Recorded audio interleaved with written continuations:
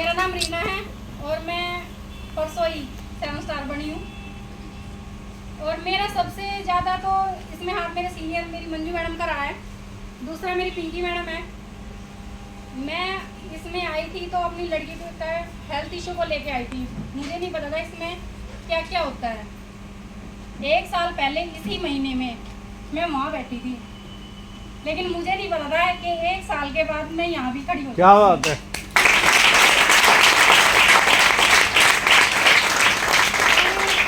हम ये सोचते हैं कि हमसे काम नहीं होगा, लेकिन हम अगर कोशिश करेंगे ना तो जरूर कामयाब होंगे। मैंने 7वीं पास की हुई है, 7वीं के मैंने मार्च में पेपर भी नहीं दिए, 8वीं की है, 8वीं के मार्च में मैंने पेपर भी नहीं दिए। और मैंने काम भी बहुत किया है। शादी के 1-1.5 साल में बाद मैंने आशा वर्करी की थी, और आशा वर्करी को करते करते काम भी मेरे पास बहुत आए थे, लेकिन मुझे ये नहीं पता था कि टियान्स भी आएगा। ये बाय चॉइस है, मेरे पास अचानक से है। मैं SFG में ग्रुप में काम करती थी, तो मैंने वहीं अचार पापड़ की ट्रेनिंग करी थी। देखो, सीखने की मुझ में पहले से ही लगन है, मुझे सीखना बहुत अच्छा लगता है, हर नई नई चीज़। जो हमारी गांव की VF है, वो भी जो मतलब ग्रुप बनाने आई थी, सबसे पहले मेरे ही पास आई थी। मैंने बोला ये मेरे बस की काम नहीं है, क्योंकि मेरे पास काम बहुत ज़्यादा है। तो उन्होंने किया, तो फिर बोली कि रीना अचार पापड़ की तो ट्रेनिंग करनी पड़ेगी। मैं बोली बहन मेरे पास टाइम नहीं है, फोन कर लेंगे ना। लेकिन फिर भी मैंने 2-3 को साथ लेके कर ली ट्रेनिंग। तो उस टाइम पे मैडम हमारे पास आई थी डेमो देने, उन्होंने वहाँ डेमो दिया। उस टाइम पे मुझे भूख नहीं थी। वो कहते हैं ना कि जितने भूख नहीं लगती तो खाने का भी मज़ा कुछ नहीं है। उस टाइम मैंने इनको देखा भी नहीं, डेमो भी कैसे दिया वो भी नहीं देखा, और चले गए। हमने नंबर भी दिए थे, नंबर इनके लिए भी थे, लेकिन कभी इन्होंने बताया भी था। जैसे आज हम कर रहे हैं, वैसे ये भी बता रही थी भाई किस किस उसमें हमने वो करना है, ट्रीटमेंट वगैरह, या भाई कैसे। लेकिन मैंने इग्नोर कर दिया, मुझे नहीं पता था। तो मंजू मैडम का भी, पिंकी मैडम का भी कई बार मेरे पास फ़ोन आया, बहन मीटिंग करवा दे, मीटिंग करवा दे। मैं बोली बहन मेरे पास तो टाइम नहीं है, क्योंकि हालांकि मेरे पास है ही टाइम नहीं है। पहले मैं आशा वर्करी करती हूँ, फिर मैं भैंस भी रखती हूँ, तो मेरे पास टाइम कहाँ से होगा। तो मुझसे मना भी नहीं हुई, तो मैं बोली एक दिन के आ जाओ आप। वो आ गई, तो उन्होंने डेमो दिया। उस टाइम भी मेरी लड़की को दिक्कत तो पहले से थी। पहले तो मैं स्टियान्स का सबसे ज़्यादा शुक्रिया अदा इसलिए करती हूँ क्योंकि मैंने अपनी लड़की बहुत दिन से, 1.5 साल की मेरी लड़की है, और 1.5 साल से, और आज मेरी लड़की ईशा है, खड़ी हो जाओ, ये मेरी लड़की है, और मैं 1.5 साल से इसको, और अब तक बहुत डॉक्टर के पास मैंने घुमाया है, और मैंने हर एक डॉक्टर देखा है, हेल्थ मतलब मेडिसिन भी और ऑर्गेनिक भी, और ये जो भी है हर तरह का ट्रीटमेंट किया, लेकिन कहीं से ठीक नहीं हुई। और मैंने यहाँ से जब ये मुझे मिली और मैंने मीटिंग करवाई, मैंने इनका टेस्ट भी करवाया। उस टाइम पे मुझे पता नहीं था, लेकिन ये बोली कि जो दिक्कत थी हेल्थ इशू की, वो तो इनकी 15 दिन में ठीक होगी थी।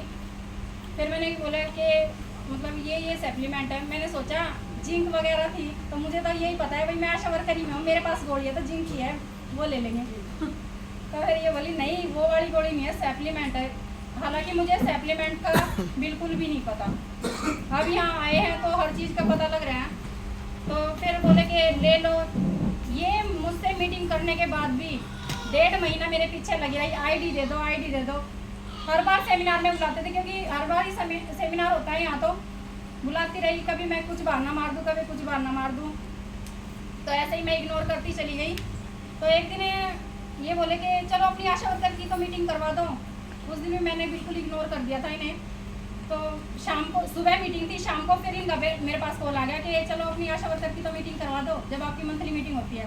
तो मैं बोली सुबह, क्योंकि देखो मैं यहाँ भी डरती हूँ और कहीं आगे जाते हैं वहाँ भी डरती हूँ, क्योंकि डर लगता है मुझे।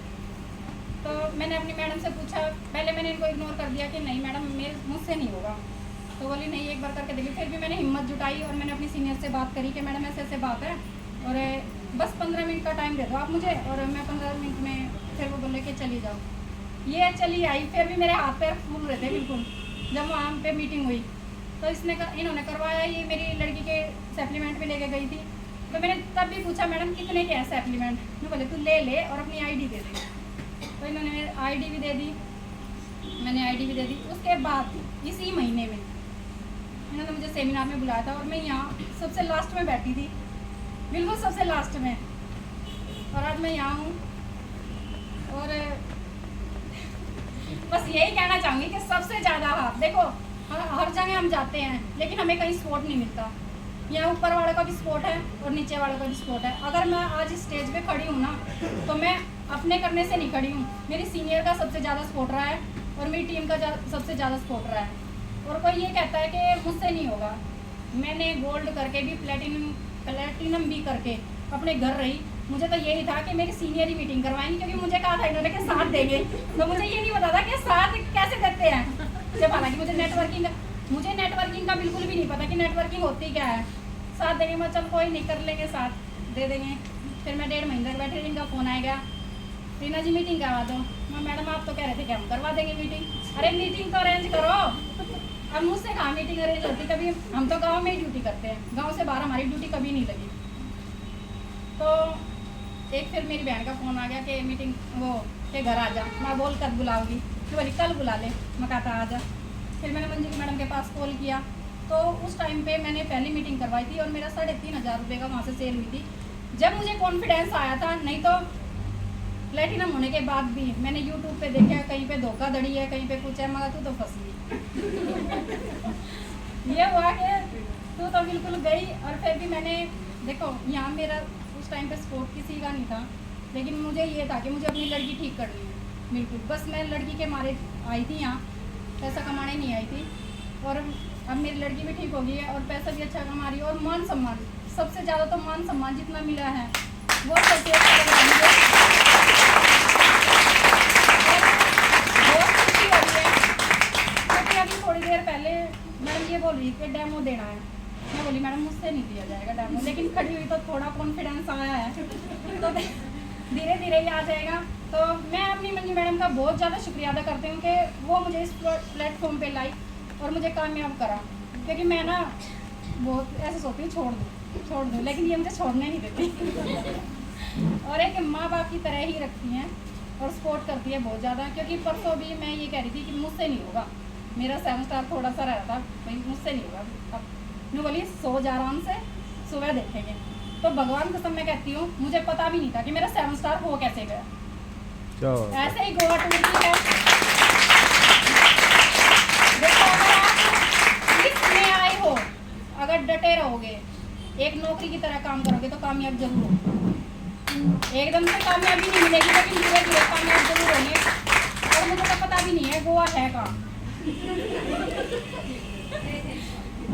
तो इतना ही कहना चाहूँगी, और जो मुझसे गलती हुई उसके लिए माफ़ी।